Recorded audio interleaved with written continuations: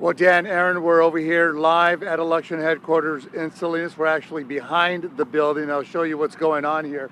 What we have here is an army of temporary workers. These are people who are going to be responsible for unloading a huge amount of supplies, and among those supplies will be ballot boxes that come in from the roughly 66 precincts located around Monterey County.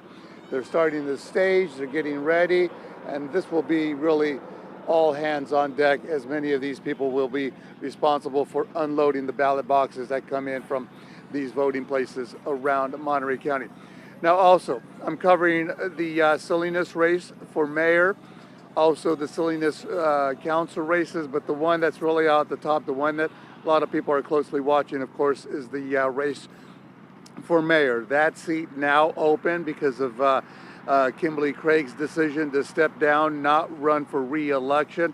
And of course, what we heard from her and Steve McShane, who also left his seat 2 years early, was that this council was divisive, disrespectful, and some harsh words that came from two of those leaders. Tonight, we visited a couple of the parties, election parties that are going on. Dennis Donahue is having his election party at Mountain Mike's, as is Chris Barrera. Mountain Mike's doing pretty good tonight, having two election parties, one for Barrera, one for Dennis Donahue, of course, separate locations.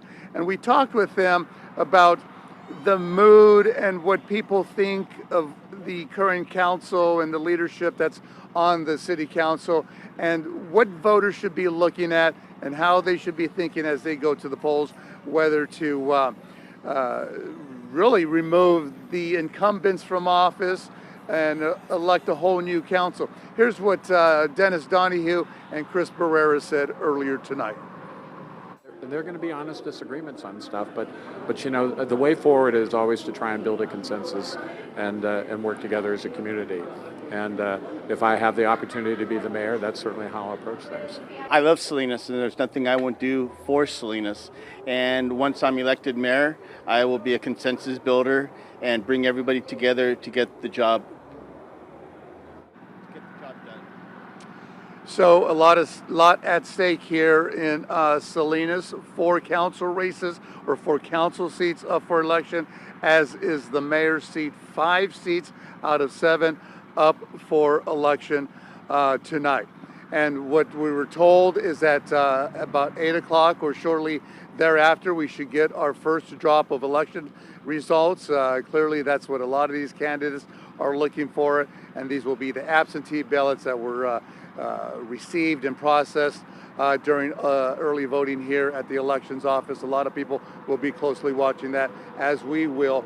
The first drop coming around 8:15, I'm told, or shortly there before then.